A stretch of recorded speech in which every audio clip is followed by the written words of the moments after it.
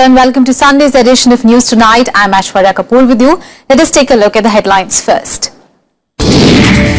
Prime Minister Narendra Modi receives Bangladeshi honour on behalf of former Prime Minister Vajpayee. Inaugurates new Chancery building of the Indian High Commission. JDU and the RJD seal alliance against BJP in Bihar. Decide to form committee to finalize seat sharing for the assembly elections. 3 days after the deadly attack on an army convoy in Manipur, suspected terrorists strike again in Arunachal Pradesh. Protesters and police clash as G7 summit gets underway in Germany.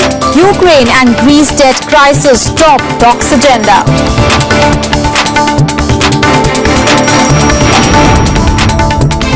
The biggest story of the day, Prime Minister Narendra Modi today left for New Delhi after concluding his two-day visit to Bangladesh. Now, Modi was seen off at the airport by Bangladesh Prime Minister Sheikh Hasina.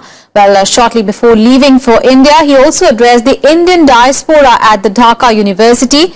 In the hour-long speech, Modi touched upon the key elements of his visit, including the crucial land agreement and Teesta waters issue. Praising Sheikh Hasina's stand of zero tolerance on terrorism, Modi said that the world did not need expansionism but development. India and Bangladesh also released a joint declaration at the end of Modi's visit. मेरा एक प्रकार से इस यात्रा का आखिरी कार्यक्रम है, लेकिन मुझे ऐसा लग रहा है कि सचमुच में अब यात्रा शुरू हो रही है। बांग्लादेश सरकार ने, प्रधानमंत्री, राष्ट्रपति जी एवं मंत्रीगण ने जिस प्रकार से मेरा स्वागत किया, सम्मान किया, ये स्वागत सम्मान नरेंद्र मोदी नाम के एक व्यक्ति का नहीं है, 125 करोड़ भारतवासियों का है। And earlier on, a day packed with engagements, Modi received Bangladesh's Award of Liberation War honour on behalf of former Prime Minister Atal Bihari Vajpayee. The award came a day after India and Bangladesh ratified their 4-decade-old land boundary agreement that has been hailed by the Bangladeshi media as a watershed moment in the relations between the two nations. Bangladesh acknowledging India's role in the independence struggle of the country. Bangladeshi President Abdul Hamid presenting Prime Minister Narendra Modi the Liberation War honour for former Prime Minister Atal Bihari Vajpayee. The function at the President's house was attended by Premier Sheikh Hasina and top officials. भारतवासियों के लिए गौरव का पल है, जिस महापुरुष ने अपना संपूर्ण जीवन देश की सेवा में खपा दिया और राजनीतिक दृष्टि से मेरे जैसे लाखों कार्यकर्ताओं के लिए वे प्रेरणा मूर्ति रहे। ऐसे मां भारती के सपूत भारत रत्न श्रीमान अटल बिहारी वाजपेयी जी को आज बांग्लादेश सम्मानित कर रहा है। The citation of the award says that a president of Bharatiya Janasangh and a member of the Lok Sabha, Vajpayee, took various steps to consolidate the friendship between Bangladesh and India. Appreciating India's assistance at the critical time in her nation's history, the Bangladeshi Prime Minister recalled that Indians had given shelter to her people. Prime Minister Modi also held talks with Bangladeshi President on matters of bilateral and regional importance. The two leaders also reviewed progress on the ongoing development projects carried out by India in Bangladesh. With this historic visit, I think we are taking the relationship one step ahead, and it's cooperation 360 degrees. I think it's wonderful for whole of South Asia. On Saturday, both nations signed 22 agreements and MOUs to take bilateral ties forward. One of them was an agreement to swap 200 enclaves dotted around the border. A string of trade and investment agreements accompanied the land deal, along with the investments worth $4.5 billion in power and $2 billion credit facility for Bangladesh. This is a positive development. It's a long pending dispute and problem that has been now sorted out. Not the people, those who have been suffering since independence because of those who have been residing in the enclaves. That will not take care of their problem alone. Of course, primarily they are going to be benefited. Modi's jam-packed itinerary on Sunday included a visit to the newly constructed Indian High Commission's Chancery. Narendra Modi inaugurated the Chancery complex and interacted with the delegates. He also visited the Ramakrishna Mission, where he took part in special prayers with a group of monks. Bureau Report, Rajya Sabha TV. All right, my colleague Arfa is now in Dhaka. She's been tracking all those developments there. Arfa, now a very fruitful visit there by Prime Minister Narendra Modi. Of course, the land boundary agreement has been hailed as the watershed moment in the relations between the two nations. But apart from that, what are the other key takeaways from this visit? Right, Aishwarya, I would like to start with the last program we had in Dhaka, and this was the address at Bangabandhu International Convention Center. This was organized by Dhaka University, and he showed extraordinary warmth and frankness in front of the local community there, and the local community also consisted a lot of people from Indian origin, civil society people, and he appreciated how Bangladesh has developed and prospered despite so much of adversity it has seen. He particularly took the example of garment industry, which is at number 2 in the world, and also appreciated how Bangladesh gives representation to its women, from politics to society to the sports, how women are seen everywhere. So this is, by saying all of this, he was trying to connect with the local audience, and the kind of warmth was seen, and the way the crowds were cheering for him, and clapping. All of this was completely unseen before, and he also recalled 1971, where the Indian soldiers sacrificed for the liberation of Bangladesh, and he said that the LDA is going to be a milestone in the Bangla relations. He also specifically mentioned about Tista waters, and it was very promising to see him to see him saying that how efforts are on, and he said very soon the state government taking on board with this. He said it in a very covert manner. So all of this was taken very seriously there, and he also emphasized on the connectivity factor, that how not just India and Bangladesh but the entire region should be connected, and this is an age and time where the countries cannot live in isolation, but they have to depend on each other for every possible thing. All right, Arfa, thank you so much for those details there. So Prime Minister Narendra Modi there wrapping up a very fruitful visit to Bangladesh. Let's move on to some other news. RJD and JDU will fight the Bihar polls as allies. Well, the seat sharing formula between them will be finalized by a 6-member committee that has been formed. However, there is still no talk of who will be the chief ministerial candidate, which is the biggest bone of contention between the two parties. The RJD and the JDU will fight the Bihar Assembly polls together. Samajwadi Party Supremo Mulayam Singh Yadav found a middle path for the alliance, ironing out differences. A 6-member committee comprising 3 leaders each from the two parties will decide the seat sharing formula.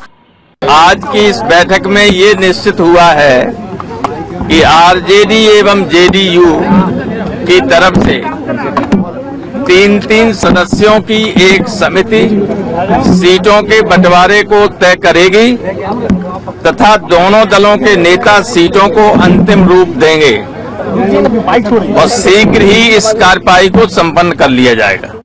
In the meeting, there was no talk of the chief ministerial candidate from the alliance, a bone of contention between the RJD and JDU. मुख्यमंत्री पद को लेकर जो पूरा कोई गहमा गहमी नहीं है, वो सब बाद में तय हो जाएगा. ये सब अभी कुछ नहीं इस मामले में तय हुआ है, ये सब बाद में तय होगा. अभी केवल सीटों के बंटवारा जो असली चीज थी, जो हडिल था, उस पर निश्चय हो गया है और अब ये तय हो गया कि गठबंधन के आधार पर चुनाव लड़ा जाए। Earlier in the day, Nitish Kumar met Congress Vice President Rahul Gandhi to discuss options for an alliance in the state. तो हमारा पहले से क्लियर स्टैंड है कि हम सब गैर भाजपाई पार्टियों को एक मंच पे लाना चाहते हैं और उसमें कांग्रेस एक बहुत बड़ी अहम शक्ति है। तो कांग्रेस से तो मुलाकात हमेशा कार्ड्स पे थी, इसमें कोई ये बात नहीं है कि अभी आरजेडी से डिस्टेंस बना के हम राहुल गांधी जी से मिल रहे हैं या कांग्रेस से बात कर रहे हैं। कांग्रेस से बात करना हमेशा से एजेंडे में था। We are at a critical stage where very soon we will stitch the alliance with specific program, with a specific agenda. However, the BJP has been quick to dismiss all opposition. It seems that all these disgruntled forces who have accepted defeat in Bihar today are trying to regroup to oppose the Bharatiya Janata Party. I think the game is over. The people in Bihar have already decided for a change. And these disgruntled elements of so-called political system in Bihar who are talking about a parivar to oppose the BJP is going to be trounced by the people of the state. And of course, BJP is going to come back to power with a full majority. Under one of the seat-sharing formulae that is being speculated upon, both RJD and JDU could contest 100 seats each, while 43 could be left for the Congress, CPIM, CPI and the NCP. There are 243 seats in the Bihar Assembly. With inputs from Pranav Goswami, Bureau Report for Rajya Sabha TV. And the Indian Army and family members of martyrs bid an emotional adieu to the soldiers of 6th Dogra Infantry Battalion who were killed in the militant attack in Manipur's Chandel district on Thursday.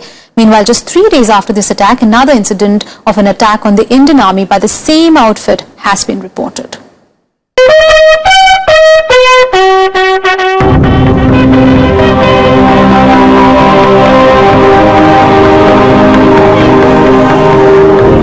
Emotional families bid an emotional farewell to the soldiers who were massacred in an ambush by NSCNK militants in Manipur on Thursday.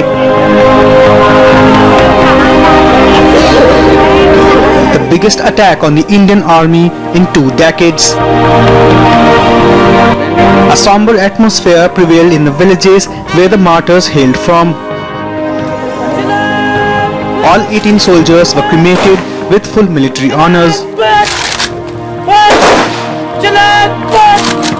पापा कहते थे बड़े होकर army में join करना, देश की सेवा करना। पापा जिस तरीके से शहीद हुए उसी तरीके से देश की सेवा करना और जो भी उग्रवादी हैं उनको देश में आने से मना करना, उनको खत्म करना। जिस तरीके से उन्होंने एक कुर्बानी दी है, बहादुरी दिखाई है, जो आने वाले जो पीढ़ियों के लिए एक बहुत बड़ा एक उदाहरण बनेगा कि देश की रक्षा के लिए हम जो है अपना जीवन जो है निश्वार करने के लिए तैयार हैं। बहुत मतलब दुख की बात है, पूरे गांव को इतना दुख है कि पूछो मत।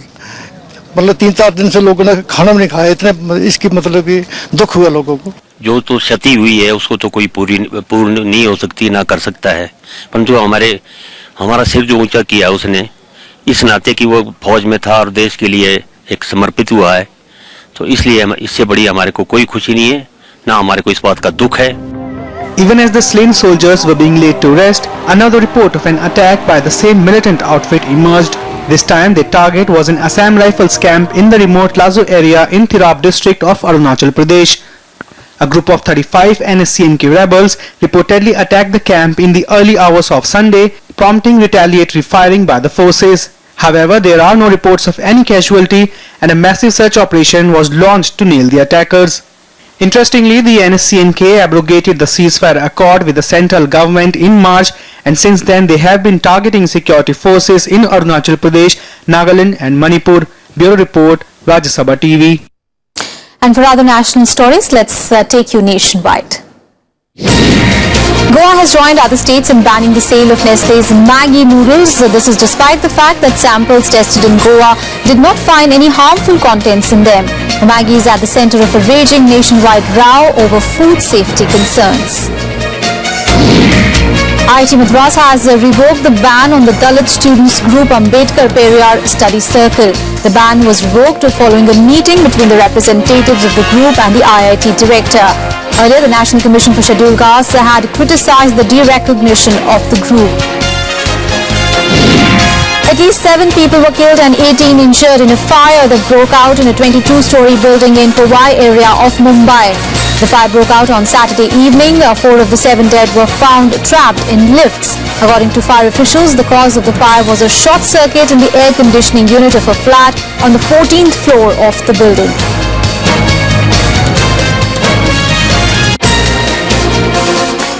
In news tonight, we'll take a very short break. Coming up ahead, Turkey votes in general elections that are key to President Erdogan's legacy. Details after this short break. Stay with us.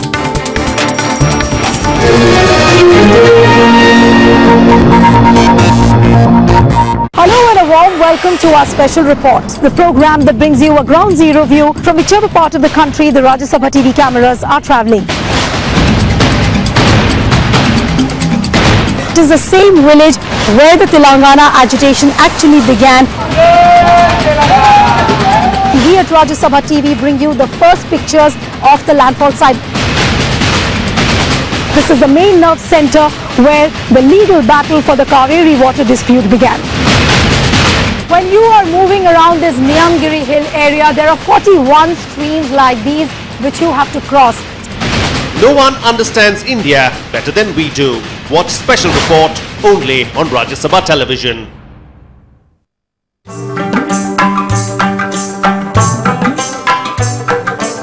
Tradition dating back centuries. A cultural heritage that inspires and warms at once.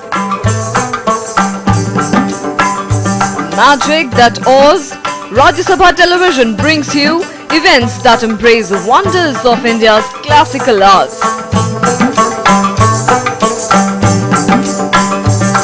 Conversations with the biggest names in the culture and music. Rajya Sabha television, democracy at work.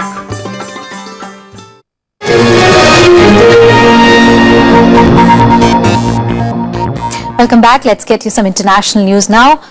Well, Turkey is voting in crucial general elections. It is closely contested poll as the results would decide the fate of the ruling party led by President Erdogan. Now, he is seeking enough majority to turn Turkey into a presidential republic. Take a look. Turks are voting in country's general elections, a closely contested poll that could reshape incumbent President Recep Tayyip Erdogan's legacy. Polls opened at 8 in the morning and will close at 5 p.m. local time. Herkesin kendi özgür iradesiyle ülkenin geleceğiyle ilgili kanaatini beyan etmesi, oyunu kullanması bir vatandaşlık görevi. Bu vatandaşlık görevini yapan bütün vatandaşlarımıza teşekkür bir borç biliyorum. Ama bizim demokrasiyle ilgili irademizi kimse pranga altına almamalı. Bilelim ki bunların oyunları yarın bozuluyor. The ruling AKP, the Justice and Development Party, is seeking a two-thirds majority in the 550-seat parliament. This will enable the party to reform the constitution, allowing them to replace Turkey's parliamentary system with the presidential system, thus giving stronger powers for the president. The three largest opposition parties have already declared their opposition to the presidential system.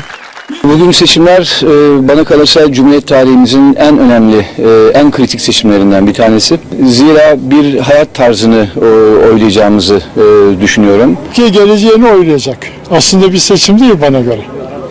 Bu nedenle hayırlısı. Bu nedenle ülkemize, dünyaya ve çevre ülkelerine hayırlı olmasını dilerim. The political atmosphere has been tense in the lead up to the polls. On Friday, 2 explosions killed 4 and injured thousands during a rally of pro-Kurdish People's Democratic Party. The Kurdish issue at the border looms large at the polls. Opinion polls showed Erdogan's AKP to be ahead. However, surveys are divided on whether it will secure the 276 seats required to enable it to form a single-party government or reach out 330 mark to initiate moves for a new constitution. Bureau Report, Rajya Sabha TV. And leaders from the biggest European nations converged in Germany today for a 2-day G7 summit. The crisis in Ukraine and the Greek economy are expected to top the agenda. The event was, however, overshadowed by mass demonstrations by anti-globalization protesters who plan to hold even more rallies. German Chancellor Angela Merkel is hosting representatives from the group of 7 industrialized democracies in the Bavarian Alps. US President Barack Obama called the leaders to stand up to Russian aggression in Ukraine. Ahead of the summit, Canadian Prime Minister Stephen Harper met Ukrainian President Petro Poroshenko and announced military training for Ukrainian armed forces. The G7 forced out Russia from its ranks a year ago. So over the next 2 days in Schloss Elmo, we're going to discuss our shared future. A global economy that creates jobs and opportunity, maintaining a strong and prosperous European Union, forging new trade partnerships across the Atlantic, standing up to Russian aggression in Ukraine, combating threats from violent extremism to climate change. We've also provided Ukraine with a wide array of non-lethal military equipment, and in cooperation with the United States, the Canadian Armed Forces will soon deploy to the western part of this country to begin training Ukrainian forces. The summit, however, has been overshadowed by demonstrations. Thousands marched in a nearby town, sparking sporadic clashes with police. They also blocked a road leading to the venue, Schloss Elmau Hotel, with a sit-down protest. This forced those attending the G7 summit to make the final stretch of their journey by helicopter. Security is being provided by 17,000 police officers. Nach Gleis, also möglichst nah ans Schloss daran, um dort, also kann ich jetzt sagen, für mich friedlich zu demonstrieren, Zeichen zu setzen und Vorhaben. Ja, es geht für mich um die Umverteilung zwischen Reich und Arm, dass dann Ausgleich geschaffen wird, um das friedlich zu machen. Und ich gehöre zu den Reichen. The debt crisis staring Greece is also likely to take center stage. The country's international creditors have wrangled for weeks to hammer out a reform plan to unlock a final 8 billion bailout deal. European Commission President Jean-Claude Juncker and EU President Donald Tusk are among the guests due to speak, with International Monetary Fund Chief Christine Lagarde joining them on Monday. Bureau Report, Rajya Sabha TV. And from Europe to Africa, naval vessels from across Europe have converged in the Mediterranean Sea north of Libya to rescue 3,500 people crammed in boats. And this is one of the largest mass migration attempts this year. 15 rescue operations were carried out in the last 24 hours. The experts say that there is a need for a comprehensive approach in dealing with the migration crisis. In another reminder of the ongoing migrant crisis in the Mediterranean, European warships and Coast Guard vessels on Sunday rescued about 3,500 migrants off the coast of Libya. The operation was carried out by Italian, Irish and German ships. A British Royal Navy ship also made its way towards Libya to assist.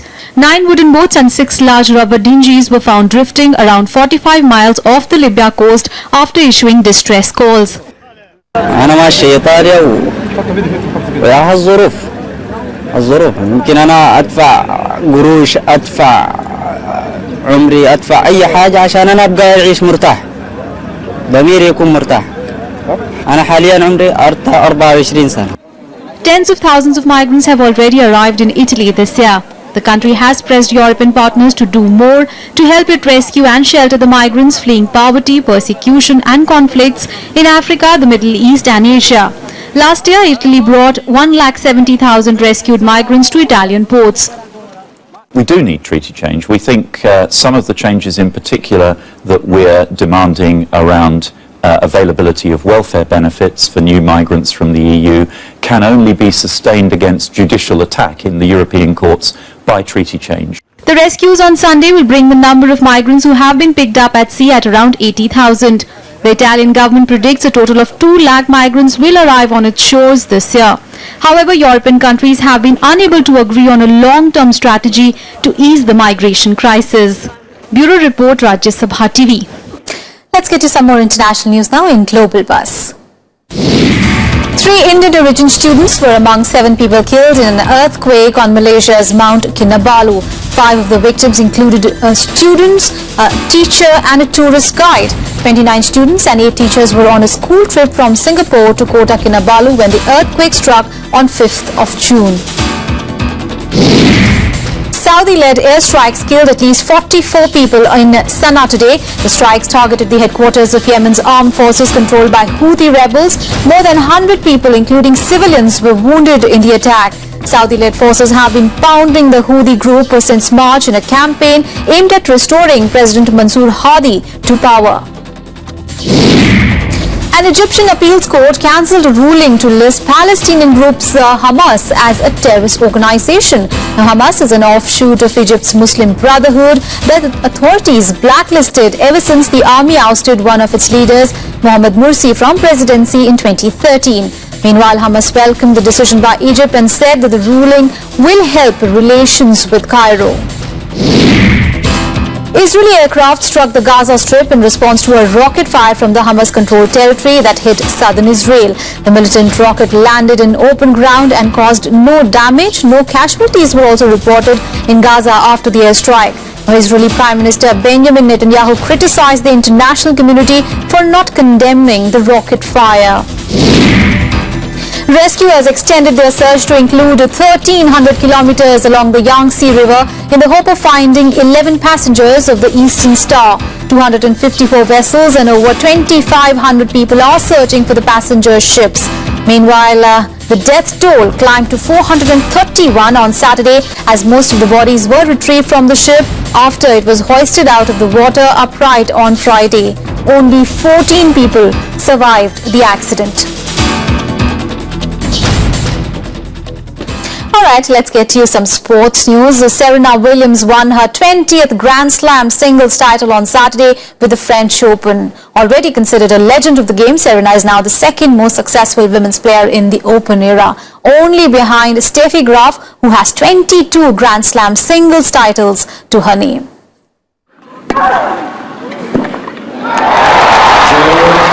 Women's world number one Serena Williams clinched her 20th Grand Slam on Saturday, winning the French Open title for the third time.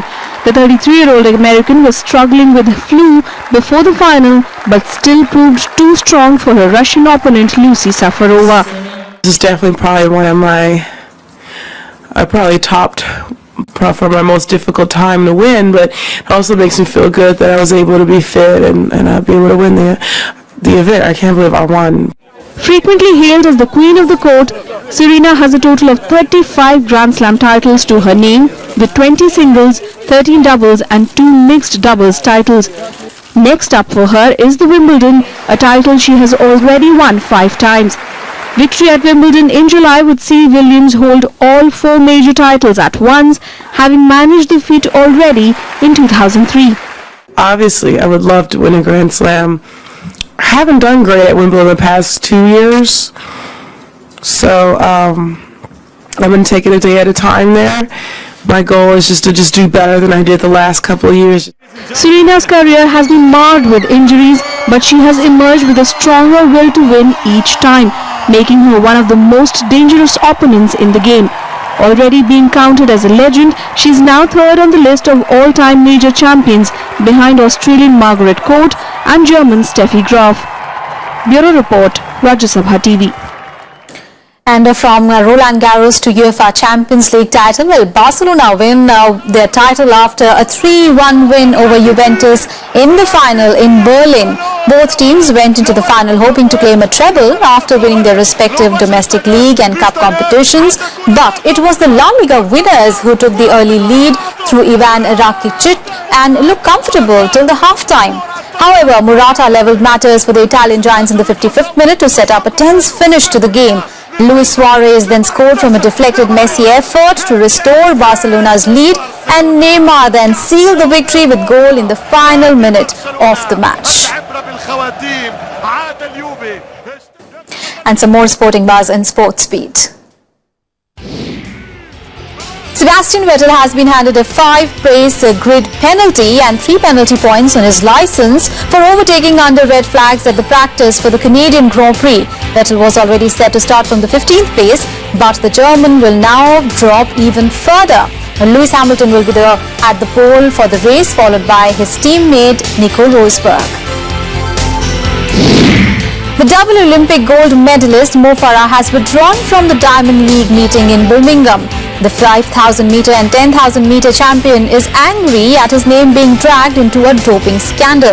Farah's coach Salazar has been accused of administering banned substances to his athletes. In the Women's Football World Cup, host Canada won the opening game of the tournament after an injury time goal gave them a narrow 1-0 win over China. The Netherlands beat New Zealand by the same margin in the other match on the opening day.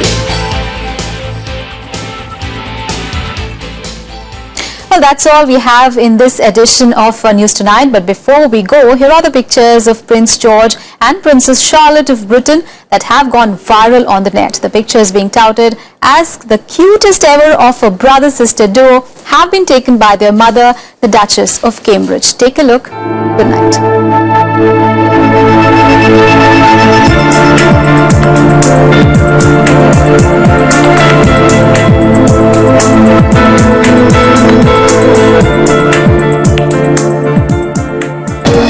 Thank you.